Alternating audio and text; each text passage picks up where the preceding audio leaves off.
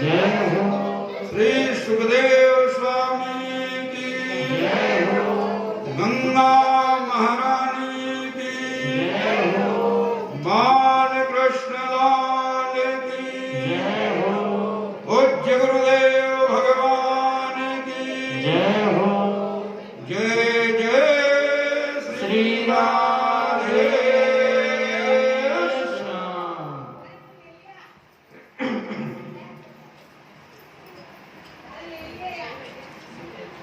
उबर से सज्जन वृंद, शास्त्र में कहा गया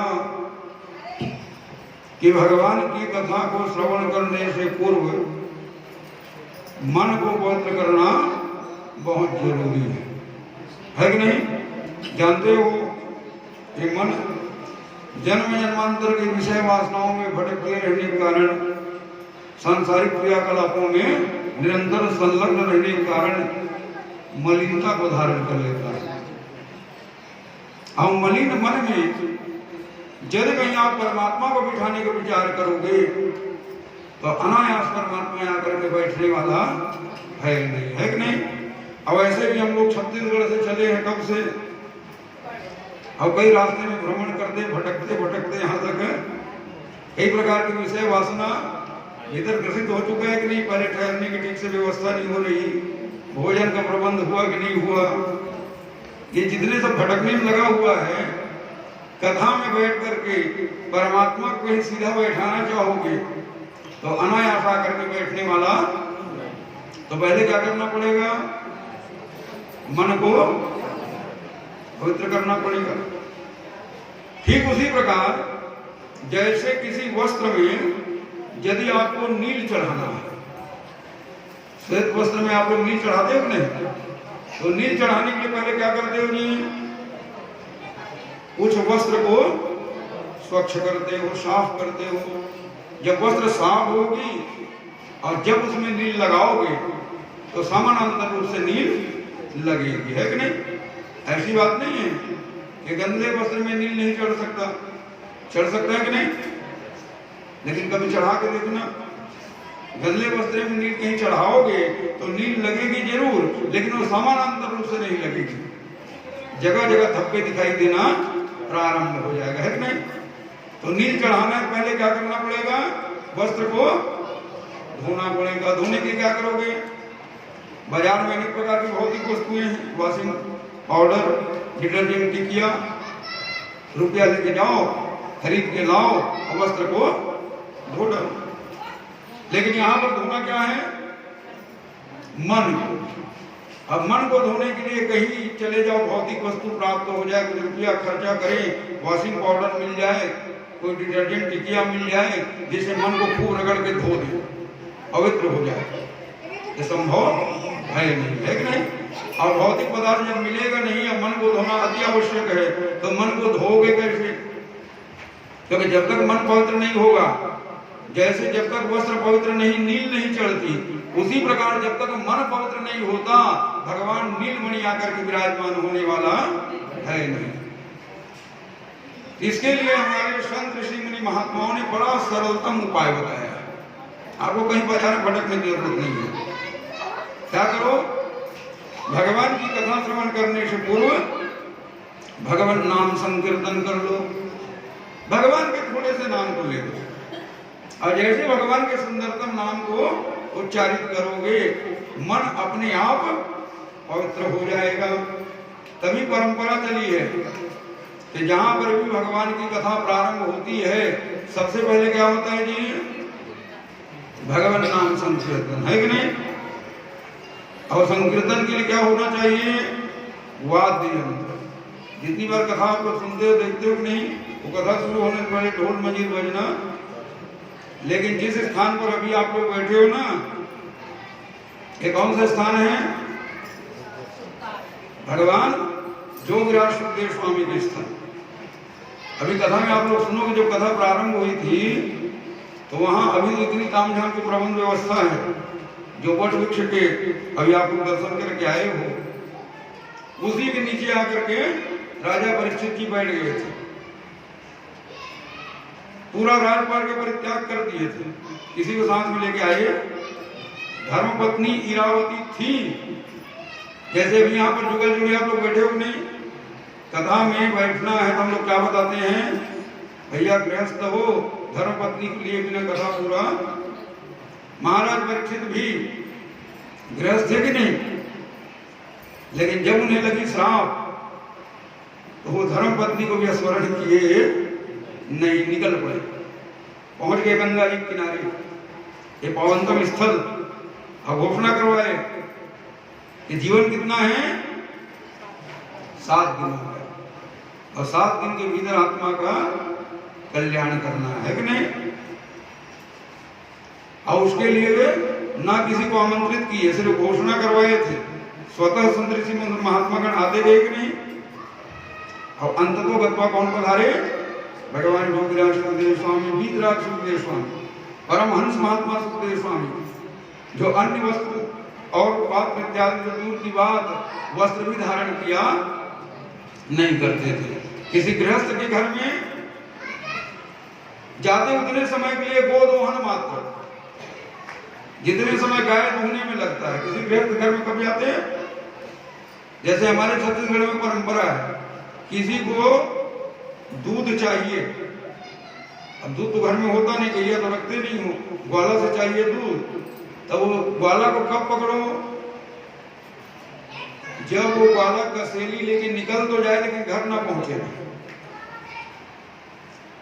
गोदोहन करके निकल जाए लेकिन घर पहुंचे ना। घर नहीं पहुंचा, रास्ते में पकड़ लिए तो पवित्र दूध आपको मिल जाएगा। और कदाचित तो कहीं घर पहुंच गया, फिर कितनों प्रयास करोगे वो फिर शुद्ध दूध प्राप्त होने वाला है कि नहीं। तो सुखदेव स्वामी क्या करना होता था, दुग्धपान मात्र, गृहेषु गृह मेदिनाम। गृहस्थों के अब उतने समय के पहुंचते थे जब गोदोहन शुरू हो जाती थी। और जैसे गोदोहन शुरू हुआ, अंजलि पसार दे लाओ भैया, जो दूध मिल गया अंजलि में उसी का पान कर ले।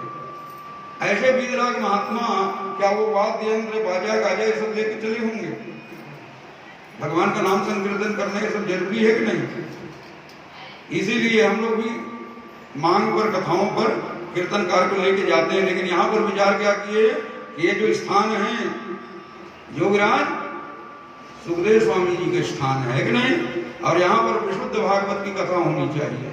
कोई इधर उधर ताम झाम, जैसे अन्य स्थान में हमारे साथ आप लोग कई बार गए, श्रीधाम वृंदावन में, नैमिषारण्य क्षेत्र में, अन्य स्थलों पर तो रोजीना क्या करते, कथा सुनो, अब महाराज जल्दी कथा विराम करो, क्यों, उधर घूमने जाना है, वहां दर्शन करने जाना है, वहां दर्शन करने जाना है कि नहीं।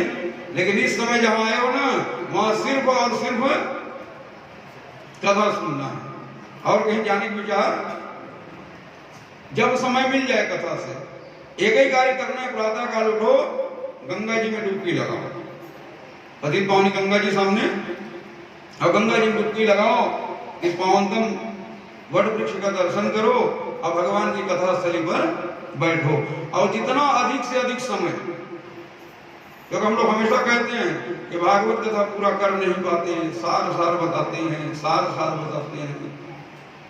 देखो योगीराज सुखदेव स्वामी ने कहा था कि जितनी कथाएं, जितने वेद शास्त्र, जितने पुराण हैं, इसका सार क्या है, निगम कल्पतरोर्गलितम फलम सुखमुखान्वित द्रव संयुतम पिबत भागवतम रसमालयम मुहुरहो रसिका भुवि भावुकः। जितने निगम रूपी कल्प वृक्ष, वेद शास्त्र वेद पुराण रूपी वृक्ष के तना शाखा, जितना भी हमारे 4 वेद, 6 शास्त्र, 17 पुराण, 108 उपनिषद, ये सब का निचोड़ को अंत में भगवान वेद व्यास किसमें रख दिए थे, श्रीमद् भागवत महापुराण। तो जितने ग्रंथ हैं उनका सार किसको कहा गया, सूतस्याहि कथा सारम मम करना रसायन। संपूर्ण कथाओं का सार क्या है, श्रीमद् भागवत महापुराण। अब उसमें भी क्या कहते हैं लोग, पूरा भागवत कहाँ करेंगे जी, सार सार को सुनाते हैं। दूध, दूध से बनाइए दही, दधी से निकालिए मक्खन का सार, अब घी का कहो हम सार निकालेंगे, निकाल पाओगे? घी का कोई सार निकलने वाला? घी अपने आप में सार है कि नहीं? वो जल जाएगा, धुआं बन के उड़ जाएगी, लेकिन उसमें से कोई सार तत्व मिलने वाला, क्योंकि घी अपने आप में। अब उसमें से कहोगे और सार निकालेंगे तो क्या संभव है? ये भागवत महापुराण क्या है? दूध नहीं है, दही नहीं है, ये मक्खन भी नहीं है जिसमें थोड़े से कुछ कण बच जाए, ये क्या है? अब इसमें से लोग कहते हैं और हम सार निकालेंगे, इसमें कुछ सार निकलने वाला जानते हो? श्रीमद् भागवत महापुराण को क्या कहा गया? निगम रूपी कल्प वृक्ष का पका हुआ फल, और उस पका हुआ फल को आपको कोई फल दे, क्या करोगे? फल देते समय लोग क्या कहते हैं? इसे आप खा लीजिए। लेकिन श्रीमद् भागवत महापुराण में कहा गया कि ये पका हुआ फल तो है, लेकिन इसे खाइए मत। पिबत भागवतम रसमालयम मुहुरहो रसिका भुवि भावुक। पिबत भागवतम, कोई आपको ला करके फल दे, दीवान जी, अब आपसे कहे कि इसे आप पी लीजिए, तो क्या करोगे जी? फल खाने की वस्तु है कि पीने की वस्तु है? खाने की वस्तु है। फल में क्या क्या होता है? प्रत्येक फल 4 वस्तुओं से बनता है। पहला छिलका, सभी फल के छिलके होते हैं कि नहीं? दूसरा रेशा, तीसरा गुठली, चौथा रस। हर फल में 4 वस्तु होता है, छिलका, गुठली, रेशा और रस। कोई भी फल को खाते हो, छिलका पहले आप अलग कर देते हो, छिलका बाहर कर दिया गया, रेशा भी, गुठली भी, तो किसको खाते हो? तो रस खाने की वस्तु है कि पीने की वस्तु है? रस पिया जा सकता है, रस को खाया। ये ऐसा फल है जिसमें रस ही रस भरा हुआ है, कोई त्यागने योग्य वस्तु है ही नहीं। ना इसमें छिलका है, ना इसमें रेशा है, ना इसमें गुठली है, तो त्यागोगे किसको? ये तो रस ही रस भरा हुआ, रस का समूह है। तो एक भी शब्द श्रीमद् भागवत महापुराण में रस से अलग या सार से अलग, और ना सार में से कोई सार निकाला जा सकता। इसलिए पूरी श्रीमद् भागवत महापुराण क्या है? सूतस्याही कथा सारम मम कर्ण रसायन, एक एक कण सार तत्व है। तो हम लोग प्रयास करेंगे अधिक से अधिकम, घूमना तो लगा रहेगा। हमारा जानते गुरु जी संकल्प, हमारा संकल्प निरंतर चल रहा है। ये तीर्थ नहीं, अगले तीर्थ, अगले नहीं, अगले तीर्थ, 4 धाम 7 पुरियों में कथा होनी है। अब वहां खूब झूमेंगे, खूब नाचेंगे, खूब गाएंगे, लेकिन यहाँ क्या करेंगे? सिर्फ बैठ करके भगवान के दिव्य कथामृत को श्रवण करेंगे। अधिक से अधिक जितना समय मिल सके प्रयास करें कि जोगीराज सुखदेव स्वामी की इतनी कथा सुनाएं कि एक भी अंश छूटने ना पाए, है कि नहीं? तो देखिए, कथा में प्रवेश करने से पूर्व संकल्प अति आवश्यक है कि नहीं? बिना संकल्प के कथा श्रवण का पूर्ण लाभ प्राप्त होता नहीं है कि नहीं? और यहाँ 3 जोड़ी सामने बैठे हुए हैं प्रधान श्रोता के रूप में, है कि नहीं? ये विचार मत कीजिएगा कथा इन्हीं तीनों का है। भले लोग विशेष द्रव्य दिए हुए हैं, लेकिन कथा ये 3 का नहीं, आप सबका है। जितने लोग आए हो, जो भी अपना द्रव्य दिए हो ना, वो सब में कुछ न कुछ अंश भगवान भागवत में लगा हुआ है। तो ये कथा किसी एक का नहीं है, ये श्रीमद् भागवत सेवा संस्थान जो परिवार है हमारा, जितने सदस्य आए हुए हो, ये सबकी कथा है। और सभी को अपने अपने घरों में कम से कम एक बार भागवत सप्ताह ज्ञान यज्ञ के आयोजन करने का पुण्य यहाँ पर प्राप्त होगा। जब जानते हो इस स्थान पर कथा श्रवण करने की महिमा कितनी है। आप लोग बाल्यकाल से भगवान की सत्संग में लगे हुए हो कि नहीं? बचपन से रामायण में, नवधाम में, भागवत में, और अधिकांश जो है सब भावुक भक्त हैं, सभी लोग तीर्थों में भ्रमण करते हैं, सत्संग करते रहते हैं। ये जितना भी आज तक आप लोग पुण्य कर्म किए हो या आगे जो करने वाले हो, तो कभी आयु और शेष है और आगे भी करोगे कि नहीं, वो सारे सत्संग का, सारे तीर्थ का, सारे ज्ञान का जो पुण्य आपको प्राप्त होने वाला है, वो पुण्य अनायास इस स्थान पर 7 दिन मात्र बैठकर कथा श्रवण करने से प्राप्त हो जाएगी। तो इससे बढ़ करके पुण्य क्षेत्रों कहीं प्राप्त होने वाला नहीं है कि नहीं। तो पूरी लगन से 7 दिन संकल्प पूर्वक हम लोग बैठकर कथा श्रवण करेंगे। अधिकांश स्थान पर कथा होती है, परीक्षित जी बैठे वो संकल्पित है, उनको उठने की ड्यूटी नहीं है, और हमारी तो मर्जी जहां जाए वहां है कि नहीं। तो यहाँ ये करने की जरूरत है, आप सभी संकल्पित हो गए। अब इसमें तो अधिकांश लोग तो पारायण के लिए संकल्प करने वाले हैं।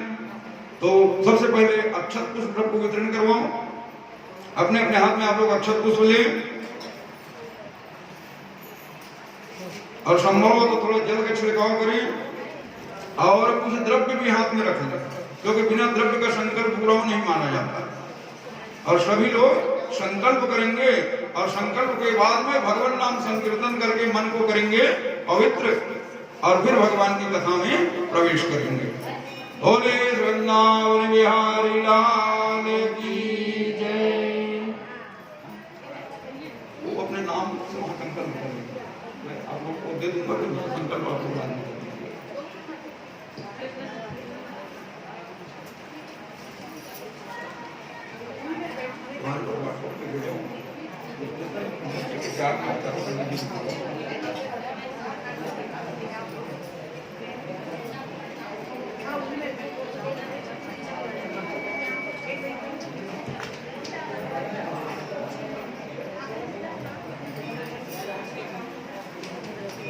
हाथ में अक्षत पुष्प लेंगे,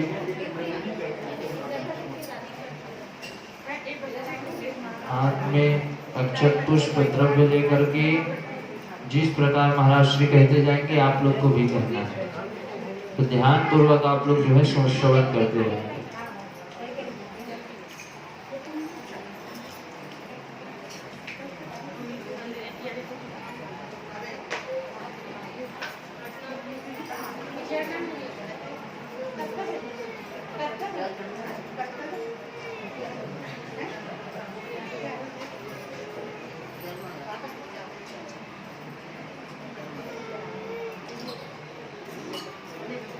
बोले वृंदावन बिहारी लाल की जय। श्रीमद् भागवत महापुराण की जय। वेद व्यास भगवान की जय। श्री सुखदेव स्वामी की जय। बालकृष्ण लाल की जय। पूज्य गुरुदेव भगवान की जय। हाँ, सभी लोग शांत हो जाएं। जो मैं उच्चारण करेंगे, और जितने लोग मुझे नाम दे चुके हैं पारायण के लिए, उनका तो नाम गोत्र का अपने मन में आप लोग उच्चारण कर ही लेंगे। और कुछ मुझसे नहीं मिल पाए होंगे और इच्छा होगी पारायण कराने की, वो भी अपने नाम और गोत्र का संकल्प कर लेंगे। उनके लिए फिर अलग से विद्वान की व्यवस्था कर दिया जाएगा, क्योंकि आज सब लोग मिल नहीं पाए। अगर किसी मन की इच्छा होगी अपने ओर से करने का, तो उनका भी संकल्प आप लोग अभी ले सकते हैं। और नहीं भी करना है तो भी सबको संकल्प करना है, क्योंकि भागवत आप सबका है, किसी एक का नहीं है। तो पारायण कराएंगे उन्हीं का है, या जो यजमान बनेंगे उन्हीं का है, ऐसा नहीं है। आप सब यजमान हो, ऐसा आप सब की भागवत है। प्रत्येक व्यक्ति का एक एक भागवत का पुण्य आप सबको प्राप्त होने वाला है। तो पूरे प्रेम के साथ संकल्प को दोहराएंगे।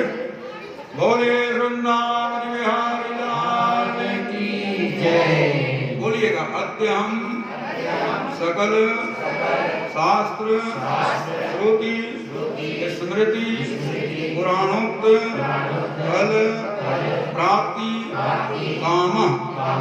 अपना अपना नाम का उच्चारण करो, अपने गोत्र का नाम उच्चारण करो, और जो पारायण करवा रहे हो, जिनके स्मृति में करना चाहते हो, उनके नाम और गोत्र का भी उच्चारण करो। स्वेच्छा से स्वांता सुखाय करना है तो अपने नाम, अपने परिजनों का नाम, अथवा जो अपने वृद्ध पितर जो चले गए हैं उनके नाम से अगर कर रहे हैं तो उनके नाम का उच्चारण, उनके नाम का संकल्प करेंगे। सभी लोग नाम का उच्चारण कर लें। हाँ, दीवान जी आप भी अपने पिताजी का जिनका श्राद्ध के उपलक्ष्य में आप लोग भी सभी लोग अपने पूर्वजों का नाम का स्मरण करो, गोत्र का नाम का स्मरण करो। बोलो श्रीमद भागवत सप्ताह ज्ञान यज्ञ श्रवणार्थ पूर्ण फल प्राप्ति कामनार्थ श्री राधा कृष्णाय प्रसन्नार्थ इदं संकल्पम अहम करिष्ये। अब सभी लोग अपने स्थान पर ही रहिए, एक व्यक्ति आगे बढ़ के सबका संकल्प ले लेंगे।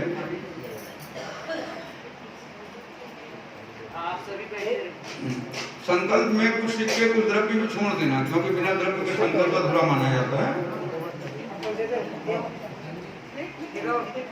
बोले वृंदावन बिहारी लाल की जय।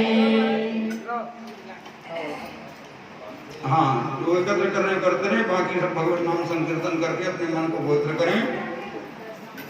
गोविंद हरे गोपाल हरे गोविंद हरे गोपाल हरे गोविंद हरे गोपाल हरे गोविंद हरे गोपाल हरे गोविंद हरे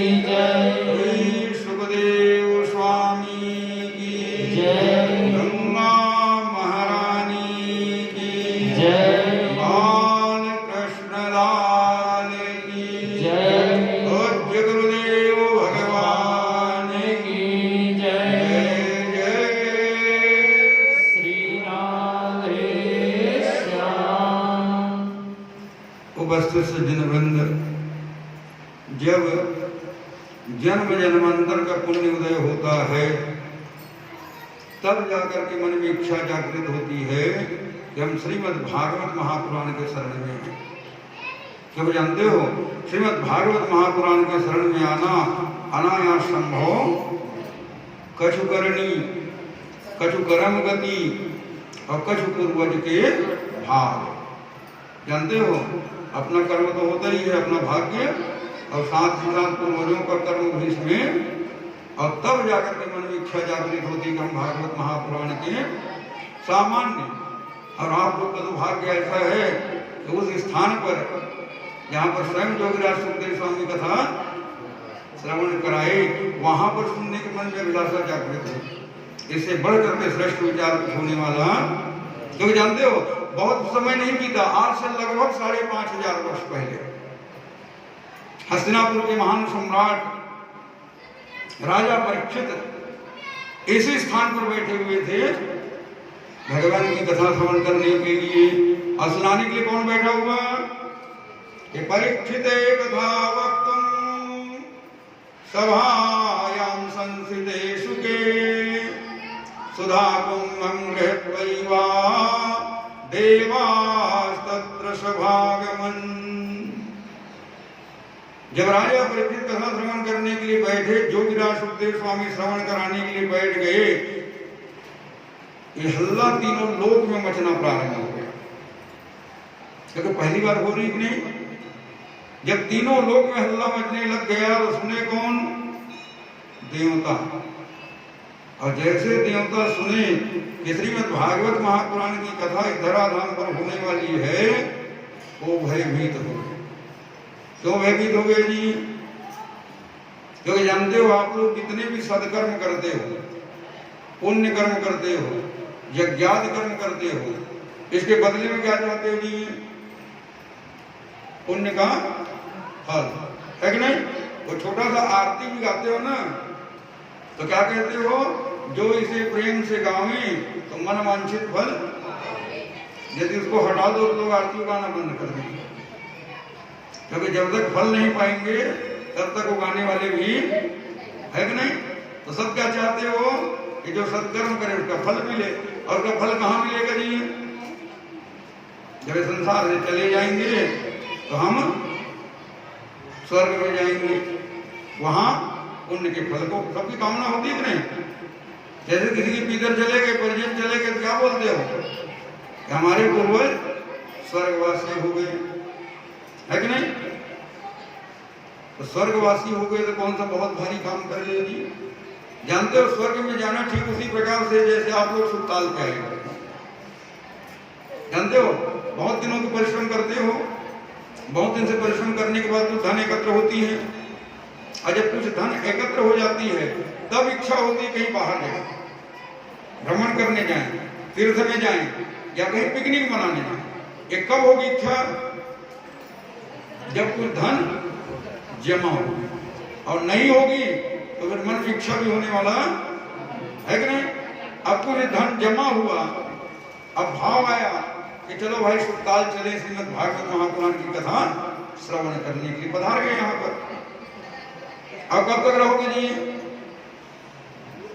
जब तक वो धन जमा किए हो वो चलता रहेगा, है कि नहीं? 7 दिन के लिए राशि जमा हुई कि नहीं? अब 8वें दिन कहो कि यहाँ तो बड़ा आनंद आता है कि 2 महीने और रह जाते हैं, तो क्या यहाँ ठहरने दिया जाएगा?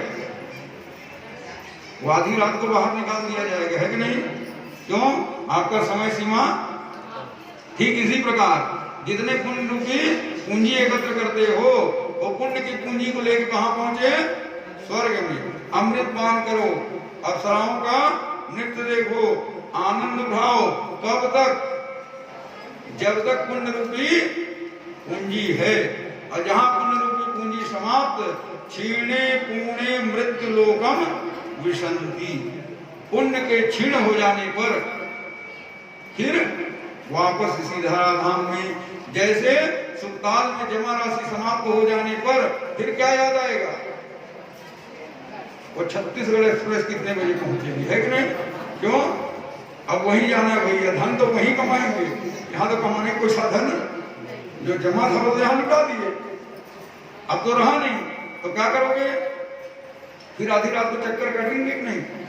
जानते हो जाने की हमारी, अभी आए हो थोड़ा परेशान में 10:30 11 बजे पहुंचे, लेकिन जाते समय 1 बजे रात को वो गाड़ी आएगी।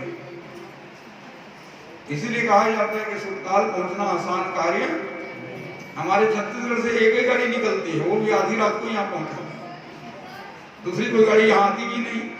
और दूसरा कोई गाड़ी करो तो पहले राजधानी दिल्ली में रुको और वहां भटको और तो फिर बदल के इधर आओ, एक ही गाड़ी है, इसलिए मन मार के उस गाड़ी में रिजर्वेशन कराना होता है कि नहीं? तो अभी जो परेशान हुए हो ना, कुछ नहीं हुए हो, सुखदेव स्वामी प्रार्थना करते रहना, जाते समय 1 बजे रात को आपको वो गाड़ी पकड़नी है कि नहीं? तो क्यों 1 बजे पकड़ के जाएंगे जी? क्योंकि पुण्य का पूंजी समाप्त, बचा नहीं है अब कोई रहने देने वाला। तो ठीक इसी प्रकार जितना भी पुण्य आप लोग करते हो, ये सब पुण्य को लेकर कहां पहुंचे? स्वर्ग में। और स्वर्ग में कब तक रहोगे? जब तक पुण्य रूपी पूंजी है, और जहां समाप्त हुआ फिर कर्म करने के लिए इसी धराधाम में आना पड़ेगा। तो स्वर्ग पहुंच गए, कौन सा बड़ा भारी काम कर गए? कोई बड़ा कार्य हुआ? लोग संसार में रहते जो भी कर्म करते, 2 ही तो कर्म है, एक है पाप, दूसरा है पुण्य। पुण्य करोगे स्वर्ग पहुंच जाओगे, पाप कर्म करोगे तो पहुंच जाओगे यमराज जी के पास। लेकिन कहीं ये कथा के शरण में आ गए,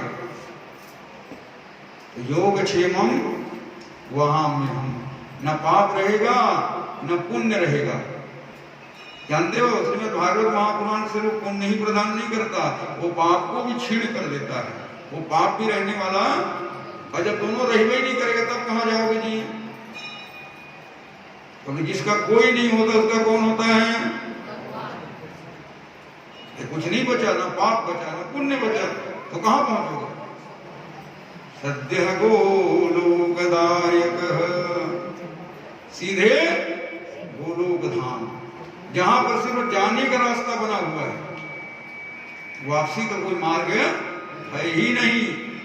एक बार जहां पहुंच गए तो फिर वहां से कोई वापसी का रास्ता। मोक्षस्यामी मां सुच, देवताओं ने देखा यदि कहीं भागवत महापुराण के शरण में आ गए मृत्यु लोक के प्राणी, इनको रास्ता मिल जाएगा सीधे गोलोक धाम का। और जब गोलोक धाम का रास्ता मिल जाएगा तो कौन स्वर्ग जाने कामना करेंगे? और जब स्वर्ग जाने कामना करेंगे नहीं तो कोई यज्ञ करेंगे नहीं, और यज्ञ करेंगे नहीं तो फिर देवताओं को आहार कहां से मिलेगा? देवताओं की सामर्थ्य क्या है, शक्ति क्या है? जो हम आहुतियां देते हैं से देवता मजबूत होते हैं। विश्व कथा को सुने अपने, इंद्र ने यज्ञ किया, यज्ञ करके अपने आप को बलिष्ठ किया, क्योंकि जब तक यज्ञ नहीं होगी तब तक देवताओं में सामर्थ्य नहीं। अब भागवत कथा का प्रारंभ हो गया तो हमको कौन पूछेंगे भैया? देवताओं ने कहे भागवत पृथ्वी पर नहीं होनी चाहिए, इसे हम लिए चलते हैं। जब आदत शुरू होने वाली हमें कैसे मिलेगी? बोले देखो कोई दिव्य वस्तु चाहिए ना, तो उसके बदला में उससे भी दिव्य वस्तु ले जाके जो चाहिए उससे ज्यादा कहीं दोगे तो वापस भी प्राप्त होने की संभावना है कि नहीं? वहां पर चल रही है कथामृत, तो हमारे पास क्या है? अमृत। या अमृत का प्रयोग करते हैं। देवतागण लेकर के निकल गए अमृत कलश को, कहां? सभी देवतागण इसी स्थान पर आए थे जहां पर आप लोग अभी दर्शन करके आए, वही पावनतम वट वृक्ष जिसके नीचे जोगीराज सुखदेव स्वामी विराजमान थे।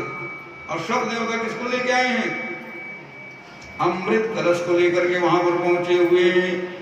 कि परीक्षित ये कथा वक्तुम सभायां संस्थितेषु के सुधा कुंभं गृहत्वैवा देवास्तत्र सभागमन। संपूर्ण देवतागण वहां पर पहुंचे और सबसे पहले क्या किए? श्रीमद् भागवत महापुराण में मस्तक को झुकाए। तभी से नियम बनाया गया कि जब भी भगवान की कथा श्रवण करने के लिए आओ तो सबसे पहले भागवत भगवान में अपने मस्तक को झुकाओ, क्योंकि जब तक यहां मस्तक नहीं झुकाओगे तब तक कथा श्रवण का पूर्ण फल प्राप्त होने वाला।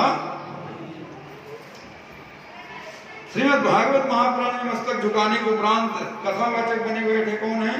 योगीराज सुखदेव स्वामी। उनके चरणों में जाकर के झुक करके नमन किए और नमन करने के बाद देवराज इंद्र ने प्रस्ताव रखा। बोले देखिए महाराज जी, यहाँ पर जो आप कथा श्रवण कराने के लिए बैठे हो, इसका उद्देश्य क्या है? राजा परीक्षित कथा सुनने क्यों बैठे थे? क्योंकि उन्हें लग गया था श्राप। सभी जानते हो नहीं? कितना जीवन था उनका? 7 दिन के बाद हो जाएगा प्राणांत। तो बैठ गए कथा सुनने के लिए। तो देवताओं ने कहा हम ऐसी वस्तु लेके आए हैं कि इसका पान कहीं करा दिया राजा परीक्षित को तो फिर मरने का भय तो रहेगा नहीं। और जब मरने का भय ही नहीं रहेगा तो फिर कथा श्रवण की भी क्या आवश्यकता रह जाएगी उनको? तो मर भी नहीं करेगा। तो ऐसा करते हैं ये अमृत पिलाइए आप राजा परीक्षित, और बदले में एक कथामृत प्रदान कीजिए हम देवताओं को।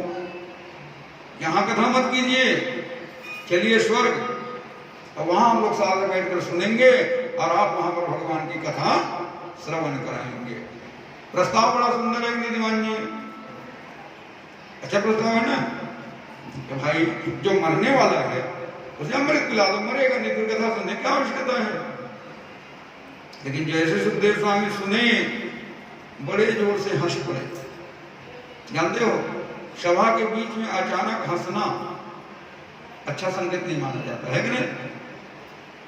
सभा के बीच में अचानक आओ और हंसी शुरू कर दो उचित है? और वहां तो बैठे हुए व्यास गद्दी पर और सुखदेव स्वामी हंसने लगे। अचानक हंसी कब निकल आती है? जब कोई बचकानी बात को सुनो जो संभव नहीं है, लेकिन नन्हे बालक बोलते रहते कि नहीं, उनके वाणी को जब सुनते हो तो अनायास मुस्कान। तो इंद्र के आवाज को सुन करके ऐसा महसूस हुआ सुखदेव स्वामी को मानो कोई बच्चा जहां बचकानी बात करने में लगा हुआ।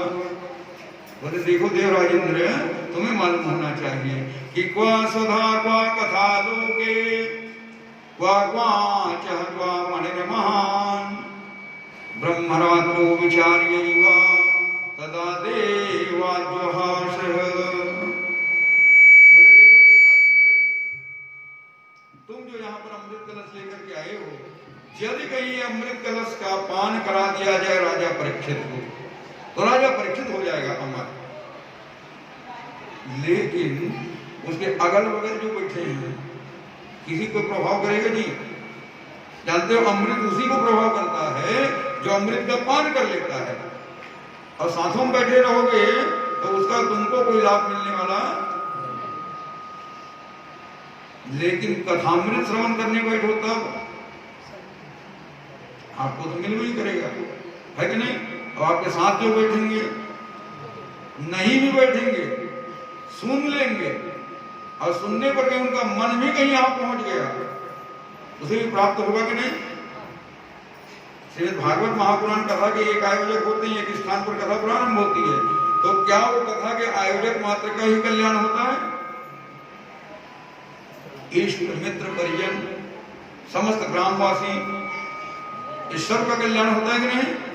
यदि कहीं यहाँ पर श्रीमद् भागवत महापुराण संपन्न हुआ तो जावत चंद्र दिवा करो, जब तक पृथ्वी पर सूर्य और चंद्रमा रहेंगे तब तक सुखदेव स्वामी ने कहा राजा परीक्षित और हमारा संवाद किसी न किसी रूप में चलते रहेगा, और जहां पर भी चलेगी श्रवण करने में देरी है, आत्म कल्याण होने में देरी। इस शरीर का कल्याण नहीं, आत्म कल्याण, आपके आत्मा का कल्याण करने वाला होगा। ये अमृत तो सिर्फ शरीर को पुष्ट करेगा, लेकिन भगवान की कथामृत आत्मा को पुष्ट करेगा। तो आपका जो अमृत है ना, मानो किसी व्यक्ति के पास वो मणि जानते हो ना, अब वो मणि को आप बहुत दिन से अपने पास रखे हो, कोई चतुर व्यापारी आए अब आकर आपसे कहे भैया ये जो मणि है ना तुम्हारे पास रखा हुआ चमक फीकी पड़ गई है, उतनी चमक नहीं है, ऐसा करो ये मणि मुझे दो। अब बदले में एक चमकता हुआ कांच का गोली लेकर आए, ये बड़ा चमकदार है, इसको तुम अपने पास रख लो। ऐसा कहीं किए यदु जी तो क्या आप उसको बदला करोगे? अरे मणि कितना मटमैला क्यों ना हो जाए, अब कांच की गोली कितनों चमकदार क्यों ना हो, क्या अदला बदली संभव है? कभी संभव। ठीक उसी प्रकार कहां तुम्हारे सांसारिक अमृत और कहां श्रीमद् भागवत रूपी कथामृत, ये दोनों का अदला बदली संभव। क्वा स्वधा क्वा कथा लोके क्वा क्वाचः क्वा मणिर महान ब्रह्मरात्रोचारी व तदा देवा जुहासः। देवताओं की हंसी उड़ा दी सुखदेव स्वामी। यही पावनतम स्थल है जहां पर अमृत के बदले में भागवत को चाह रहे थे, लेकिन अमृत के बदले में भागवत महापुराण प्राप्त नहीं कर पाए देवता। अब आप लोगों को भाग्य देखिए, अनायास प्राप्त हो रही कि नहीं? अभी आप लोग भागवत महापुराण का संकल्प किए हो और आगामी एक सप्ताह पर वही पावनतम वर्ग का वृक्ष जिसके नीचे स्वयं जोगीराज सुखदेव स्वामी भगवान कथामृत को श्रवण कराए हैं, वहां पर 7 दिन आप लोग आनंद लोगे, कथा श्रवण करोगे। मानो अमृत से भी बढ़कर कथामृत आपको प्रदान किया जाएगा कि नहीं? मन में भाव होनी चाहिए। सामान्य विचार करोगे तो यही तो हमारे महाराज जी कई बार इनके कथा सुने हैं, कौन सा यहाँ विशेष हो जाएगा? यहाँ महाराज जी कुछ विशेष नहीं है, कथावाचक का कोई महत्व है। यहाँ महत्व किसकी है? कथा की। आप लोग बैठे हो ना, मेरे लिए कोई नहीं बैठे हो, किसके लिए बैठे हो? भागवत भगवान के लिए। कथा किसकी होगी? भागवत भगवान की। और वो भागवत भगवान कौन है? जो अमृत से भी, जो अमृत के बदले में देवताओं को नहीं मिला। अनायास आप लोग क्या खर्च कर दिए हो जी? उंगली गिनती हो जाएगी, उतने में वो आपको प्राप्त होने जा रही है। वही देव दुर्लभ ग्रंथ जो देवताओं को अमृत के बदले में प्राप्त नहीं हुआ था। लज्जित हो गया देवराज इंद्र, दोनों हाथ जोड़ लिए, भागवत महापुराण ने झुककर नमन किया और बड़े जोर से गान किया कि धन्यो भागवती वार्ता जदसुरा नाम अपि दुर्लभ। श्रीमद् भागवत महापुराण धन्य है, जो देवताओं के लिए भी परम दुर्लभ है। वो देवताओं के लिए जो दुर्लभतम ग्रंथ है वो आप लोगों को अनायास प्राप्त हो रहा है कि नहीं? जानते हो श्रीमद् भागवत महापुराण का प्रारंभ नैमिषारण्य क्षेत्र से कहा गया है कि नहीं? नैमिषारण्य क्षेत्र में संत ऋषि महात्मागण बैठे हुए हैं, ध्यान लगाए हुए हैं मन पाप की ओर। देखिए मैं आज थोड़ा जल्दी जल्दी दौड़ूंगा क्योंकि हम लोग बहुत विलंब हो चुके हैं कि नहीं? आज कथा में उतनी विस्तार नहीं जाएगी। आज तो सबका चेहरा तो रात से ही कुमलाया हुआ था, अभी विशेष कुमला गया क्योंकि आज तो सिर्फ थोड़े थोड़े जलपान ही किए हो, भोजन के समय निकला जा रहा है कि नहीं? और सब देख रहे हो, पता नहीं महाराज सभी करके आज ही पूरा कर देंगे। लगता है आज भी कल तरीके इकट्ठा रात में मिलेगा। विस्तार में जाएंगे उतना समय संभव है। राणा जी जानते हो नहीं कथा कितनी विस्तार है? अगर महात्मा पर चले और पूरे प्रथम स्कंद की कथा करें तब जाकर सुखदेव स्वामी आकर विराजमान होते हैं। इससे पहले जितनी है ना, ये सब क्या है? प्रस्तावना। किसी भी चीज को प्रारंभ करोगे तो प्रस्तावना तैयार किए, किसी ग्रंथ को पढ़ोगे पहले क्या होता है? प्रस्तावना। ये सब क्या है? जितनी कथा आप लोग सुनते हो ना, सभी लोग हमारे साथ घूमे हुए कथा सुने हुए सबको पता है ये पांचों पांडवों ने कैसे युद्ध को समाप्त किया और किस प्रकार अश्वत्थामा के द्वारा पांचों बालकों का संहार किया गया और फिर बदला लेने के लिए अश्वत्थामा की मणि को निकाल लिया गया और अश्वत्थामा बदला लेने के लिए उत्तरा के गर्भ में शस्त्र चला दिए और परिणाम स्वरूप उत्तरा का गर्भ जलना प्रारंभ हो गया। और उनके संरक्षण किसने किया? भगवान श्याम सुंदर। कथा आप समझ आते अपने? उत्तरा को जब वो बाण सताने लगा, दौड़ते हुए चली आई थी कहां? पाहि पाहि महायोगिन देव देव जगतपते।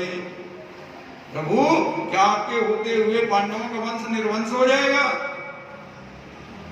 भगवान ने कहा बेटी असंभव, मेरे रहते कभी होने वाला। उत्तरा ने कहा क्या कह रहे हो आप? मेरे गर्भ जला जा रहा है। भगवान ने कहा बिटिया अभय रहो, मस्तक में हाथ रखे। जानते हो अश्वत्थामा के द्वारा जो शस्त्र छोड़ा गया था ना, ब्रह्मास्त्र का पहले सुमन कर दिए थे अर्जुन। अब हथियार रहा नहीं तो क्या बचा था उनके पास? काली विद्या, ब्रह्मशिर शस्त्र। अब ब्रह्मशिर शस्त्र क्या है? काली विद्या जिसे छोड़ दिया जाए या तो कार्य करके लौटेगी, अन्यथा जो छोड़ रहे हैं ना उसको नहीं छोड़ेगी। हमारे छत्तीसगढ़ में जानते हो दीवान जी, तो जो बैगा लोग होते हैं मंत्र मारते हैं कब तक, जब तक उसमें शरीर में सामर्थ्य बना हुआ है, और जहां कमजोर हुआ ना वो उन्हीं के ऊपर सवार हो जाता है, तो स्वयं भी बचने वाला है कि नहीं। एक काली विद्या का प्रयोग किए थे, दौड़ पड़ा था, पांचों पांडव संहार तो कर नहीं पाया, तो शस्त्र अश्वत्थामा भी दौड़ना शुरू कर दिया।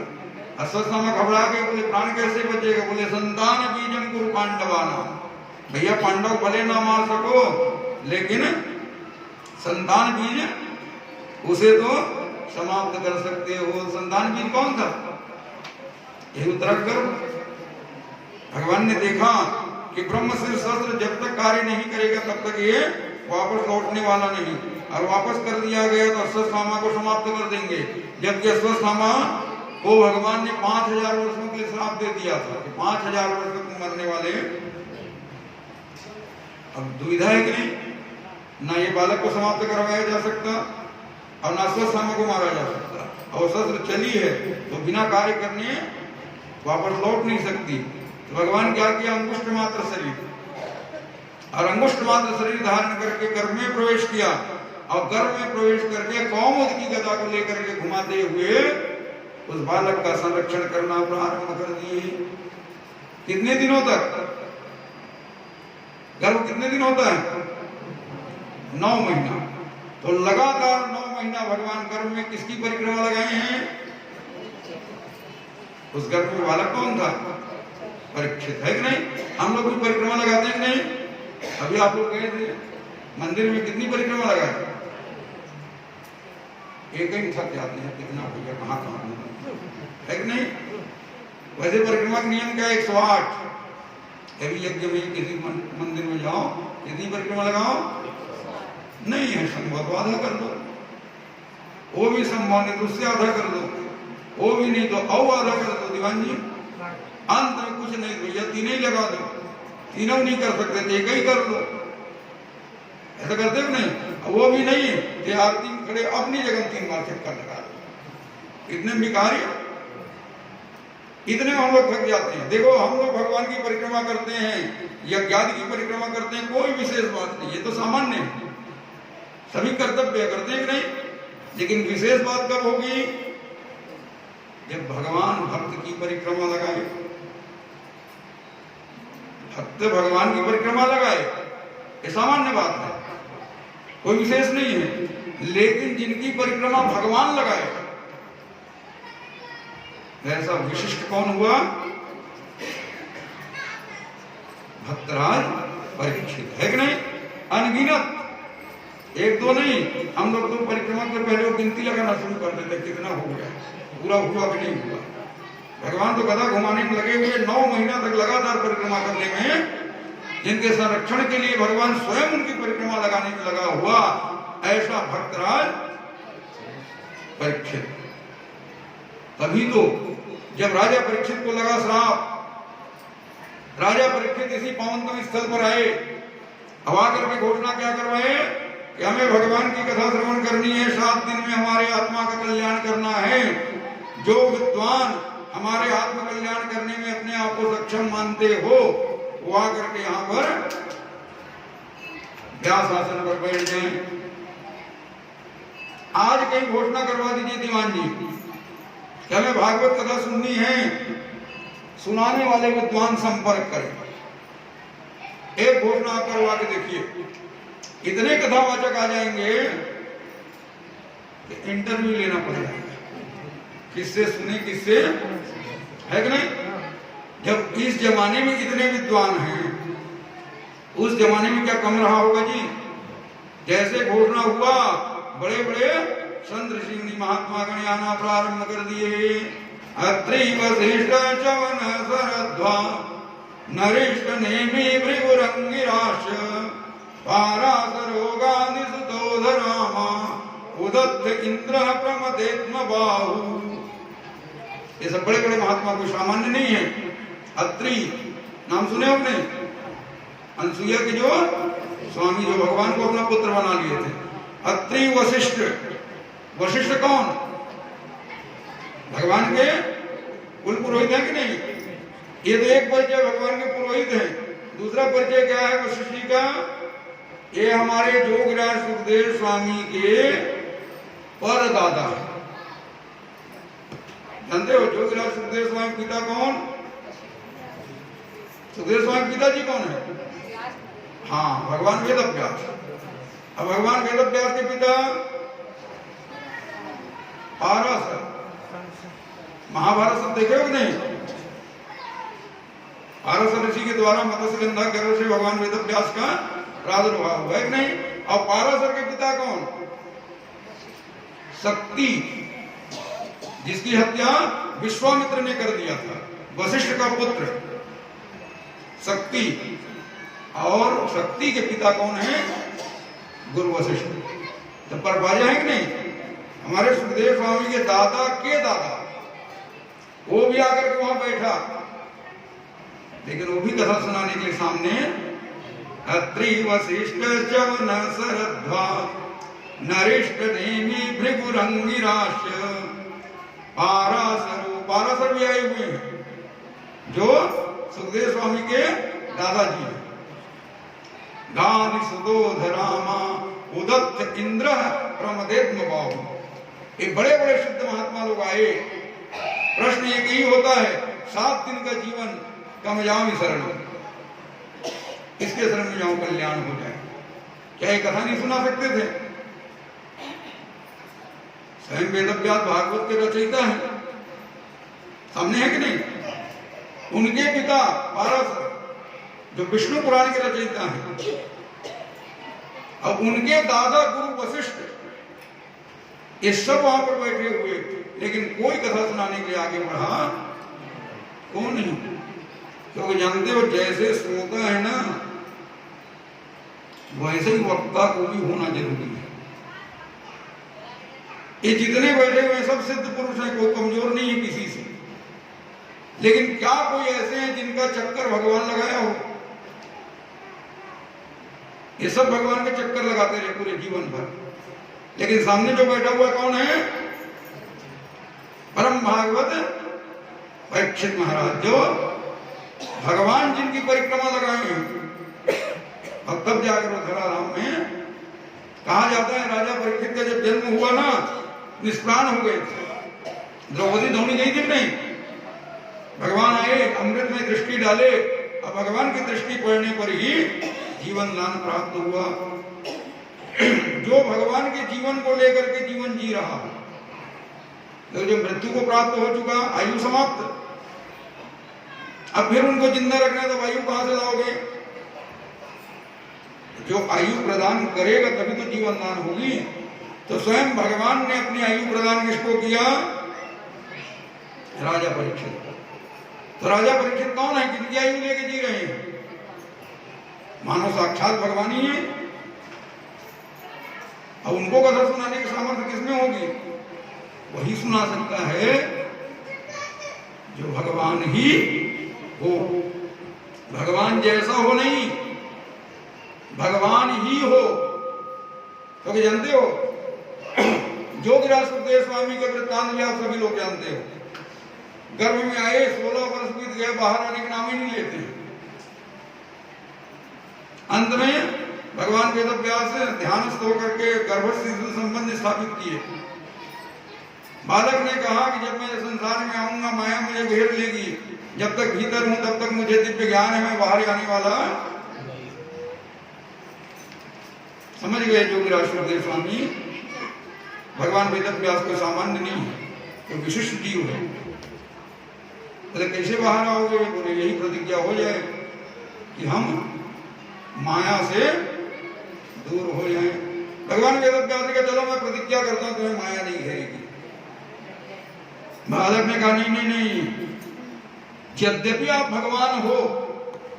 देखो भगवान वेदव्यास, भगवान के अवतार में गिनती आती है। वेदव्यास कोई सामान्य नहीं है। कौन है? भगवान है कि नहीं? लेकिन आप हो अंशावतार। अब अंशावतार जो होता है ना, उसकी महिमा तभी तक होती है जब तक पूर्ण ब्रह्म का अवतार नहीं हो जाता। जब पूर्ण ब्रह्म का अवतार, जानते दीपक प्रकाश करता है कब तक? तक सूर्य का प्रकाश ना हो। और सूर्य का प्रकाश हुआ तो क्या दीपक का प्रकाश? तो अंशावतार प्रकाशित होते हैं कब तक? जब तक पूर्णावतार ना आ जाए। जैसे कथा आप रामायण में पढ़ते हो, भगवान परशुराम कौन है? भगवान के अवतार है कि नहीं? भगवान परशुराम के द्वारा कितनी दिव्यता, कितनी क्षत्रियों का संहार, लेकिन है अंशावतार। कब तक प्रभाव रहा? जब तक पूर्ण ब्रह्म का अवतार नहीं हो गया। और जैसे भगवान राम का अवतरण हुआ, परशुराम को अपना सारंग धनुष छोड़ना पड़ा कि नहीं? भगवान के समर्पण करना पड़ा। तो अंशावतार की सामर्थ्य तभी तक जब तक पूर्णावतार सामने ना हो। वेदव्यास भगवान है, प्रतिज्ञा करने में सामर्थ्यवान है, लेकिन इस समय भगवान श्याम सुंदर का प्रादुर्भाव हो चुका है। अब भगवान श्याम सुंदर पूर्ण ब्रह्म नहीं, परिपूर्णतम ब्रह्म के अवतार है। वो कहीं वचन दे तभी मैं आऊंगा, क्योंकि हाँ चलने वाला, क्योंकि हमारा आपका सांसारिक संबंध भी पिता पुत्र का। अब पिता पुत्र के संबंध में मोह भी हो सकता है कि नहीं? अब मोह में आकर किया हुआ प्रतिज्ञा प्रभावशील होने वाला। दौड़े चले भगवान के शरण में, चलिए प्रभु आप प्रतिज्ञा कीजिए। बिना आपके प्रतिज्ञा किए बालक बाहर आने वाला। स्वयं भगवान श्याम सुंदर आया, अब वचन दिया कि तुम्हें मेरी माया घेरने वाली नहीं है। ऐसा अभी तक आप लोग जितनी कथा सुने हो, देखे होंगे, कौन ऐसा हुआ जिसको भगवान की माया नहीं घेरी? जितने बड़े बड़े विशिष्ट गण हैं, ये सब कभी न कभी माया वशीभूत हो चुके हैं कि नहीं? देवराजेंद्र, नारद जी, कहां तक कहा जाए सकल सृष्टि के कर्ता ब्रह्मा जी, ये भी माया के वशीभूत हो चुके हैं। भगवान भोलेनाथ ये भगवान के माया के वशीभूत हो गए। कौन बचा भगवान की माया से? सिवाय भगवान के। एकमात्र भगवान के सिवा और भगवान की माया से कोई बचे। लेकिन सुखदेव स्वामी धराधाम में आए, उसे भगवान की माया घेरी नहीं। माया किसको नहीं घेरेगी? माया सिर्फ मायापति को ही छोड़ सकती है, और कोई छोड़ने वाले, अर्थात भगवान ने ही अपना स्वरूप देकर किसको भेजा धराधाम पर? सुखदेव स्वामी। तो कृष्ण कथा सुनने बैठा है, तो कथा सुनाएगा कौन? कृष्ण ही कथा सुना सकता है, और कोई दूसरा सुनाने में सक्षम। कृष्ण कथा सुन रहे परीक्षित के रूप में, कृष्ण कथा सुना रहे सुखदेव स्वामी के रूप में। और कथा किसकी हो रही है? कृष्ण की कथा हो रही है। जानते हो, जहां पर 3 नदियों का संगम होता है उसे क्या कहते हैं? त्रिवेणी संगम। बड़ा पवित्र माना जाता है कि नहीं? अभी तो आप सभी लोग जान ही रहे हो, क्योंकि जानते हो इस समय जो प्रयागराज का कुंभ हुआ ना, इतनी संख्या जो दिख रही है, इसका एक प्रभाव वो भी है। क्योंकि हमारे छत्तीसगढ़ में शायद ही कोई घर ऐसा बचा हो जिस घर से प्रयागराज नहीं गए हो। सब तरफ कुंभ स्नान किए कि नहीं? त्रिवेणी संगम में डुबकी लगानी।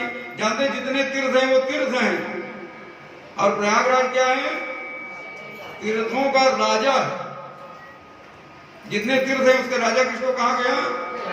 प्रयागराज को। क्यों कहा गया? क्योंकि मंदिर की दृष्टि से देखोगे तो उससे ज्यादा मंदिर तो आपको बनारस में मिल जाएगा। श्री राम वृंदावन में चले जाओ गली गली, लेकिन इसको तीर्थराज नहीं कहते। तीर्थराज किसको कहते हैं? जहां 3 पवित्र नदी का संगम हुआ है कि नहीं? गंगा, यमुना, इसमें अधिकांश लोग कुंभ में डुबकी लगाए हैं। त्रिवेणी में डुबकी लगाए कि नहीं? तो गंगा के दर्शन तो सभी किए होंगे, यमुना का भी किए हो, सरस्वती किए हो जी। कहते हो त्रिवेणी, लेकिन 2 का दर्शन किए, तीसरे का दर्शन। उसी प्रकार जहां भागवत कथा होती है, आज भी 2 कृष्ण दिखाई देते हैं। पहले कृष्ण कौन? ये सारे श्रोता। सुनने वाले कौन? कृष्ण। सुनाने वाला कौन? कथा किसकी हो रही है?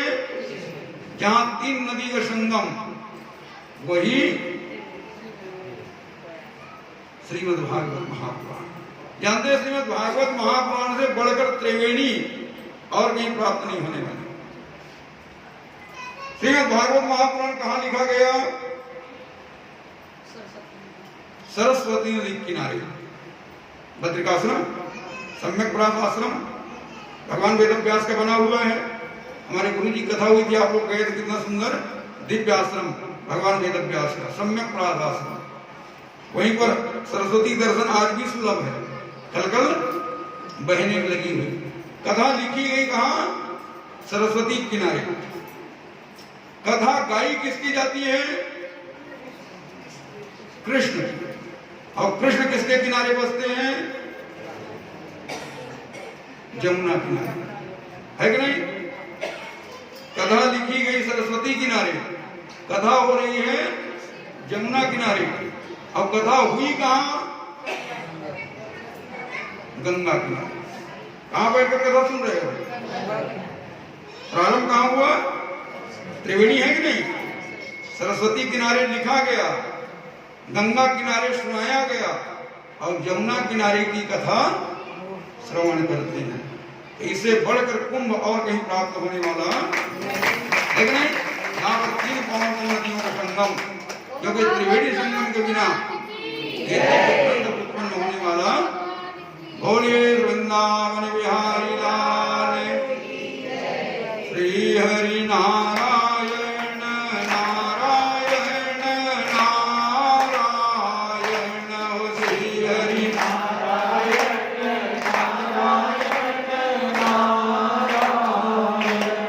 भजमन नारायण नारायण नारायण, भजमन नारायण नारायण नारायण,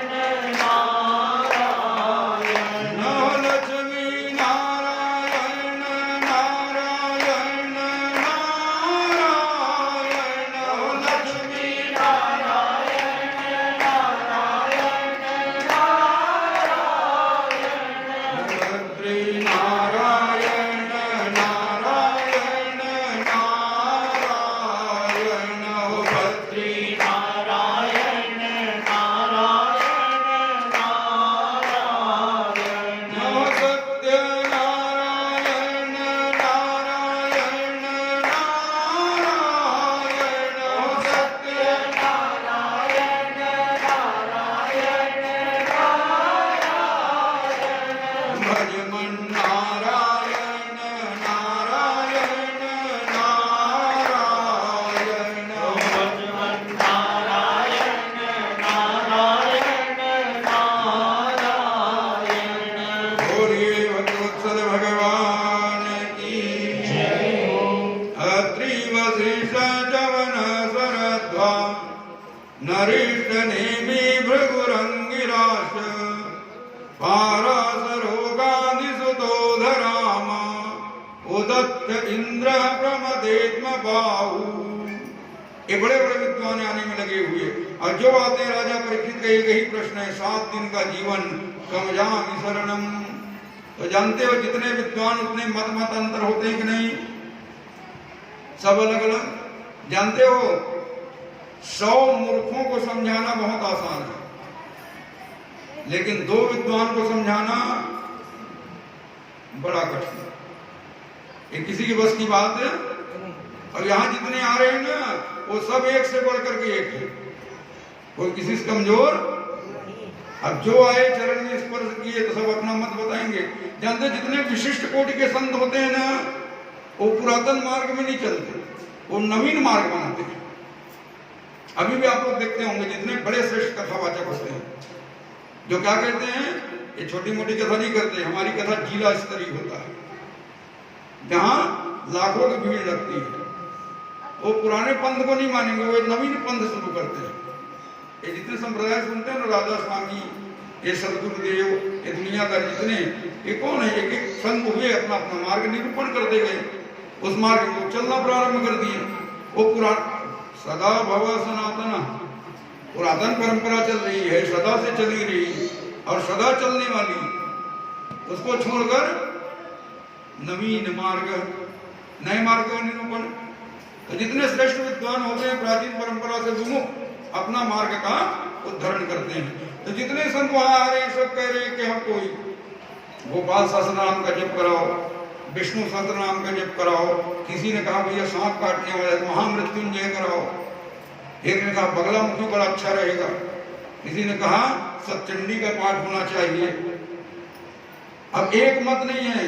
अब विद्वानों में जब चर्चा शुरू होती है ना तो उन विद्वानों का समय का कोई भान रहने वाला, वो आपस में लगे हुए चर्चा में, एक बोलता दूसरा खंडन करता, दूसरा बोलता तीसरा खंडन करता, ऐसे चर्चा में तल्लीन हो गए कि सुबह से होने लगी शाम। लेकिन समय का भान किसको होगा? उसको समय का भान होगा जो जानता है जीवन है 7 दिन का और 1 दिन बीतने वाला है, शाम होने वाली नहीं। अब कितना दिन बच जाएगा जी? राजा परीक्षित बैठे हैं और महात्मा लोग चर्चा में लगे, निर्णय में नहीं आ पा रहे हैं, और ना उसके बीच में जाकर के बोल सकता। विद्वानों के बीच में जब चर्चा चल रही हो तो आप बीच में जाके टोक। और जीवन कितना है? 7 दिन का, 1 दिन व्यतीत होने वाला है और कोई विद्वान इधर ध्यान नहीं दे रहे हो तो अपने तर्क वितर्क में लग गए हैं। समझामि शरणम, इसके शरण में जाऊं। राजा परीक्षित के नेत्र वहीं पर बंद हो गए। नेत्र को बंद करके बोले प्रभु मैं तो संसार में आ ही नहीं पाया था, आने से पहले शरीर का परित्याग हो चुका था, मर चुका था। जीवन देने वाले कौन? आप हो प्रभु। आपने मेरे जीवन को संवारा, आपके दिए जीवन को मैं ग्रहण करते हुए अपने जीवन को व्यतीत किया। जीवन को तो आप संवार दिए प्रभु, अब मरण काल की बेला है, इसे भी आप संवार दिए। कुछ नहीं बोल पा रहा राजा परीक्षित, नेत्र बंद हो गए, अश्रु की धारा, ध्यान गया परमात्मा के चरणों पर। अचानक उत्तर दिशा से धूल उड़ते हुए दिखा, खूब धूल उड़ने लगा। तो जितने संत महात्मा वार्ता में लगे हुए थे धूल की ओर देखने लगे। जब ध्यान से धूल की ओर देखे तो क्या देखते हैं? वो नारियों का भीड़ चला रहा है। इतनी स्त्रियां क्यों चली आ रही हैं? ध्यान से जब देखे तो क्या देखते हैं? स्त्रियों के सामने बच्चे दौड़ रहे हैं। ये बच्चों की भीड़ क्यों चली आ रही है? फिर ध्यान से देखे तो क्या देखते हैं? ये दिगंबरं वक्र विकीर्ण केशं प्रलम्ब बाहु समरोत्तमां श्यामं सदापि च वयोंग्यलक्ष्मया स्त्रीणां मनोज्ञं रुचिरस्मितेन। एक नागा बाबा चले आ रहे नंग धड़ंग भेष, और नंग धड़ंग देख करके बच्चे पीछे लगे हैं और नारियां इसके ऊपर धूल फेंक रही थी। बाबा उधर जाओ, इधर आना। नागा बाबा को देख के घबराते हो नहीं? तो धूल फेंक रहे थे नागा बाबा के ऊपर, और जब धूल फेंक रहे थे ना तो बाबा इतने मस्त मगन हैं, वाह मेरे ऊपर फूलों की वर्षा हो रही है। प्रसन्न चित्त आनंद विभोर होकर के चलने में लगे हुए। कौन? दिगंबरं वक्र विकीर्ण केशं, दिगंबर वेश है, केश जटाएं बंधी आई है।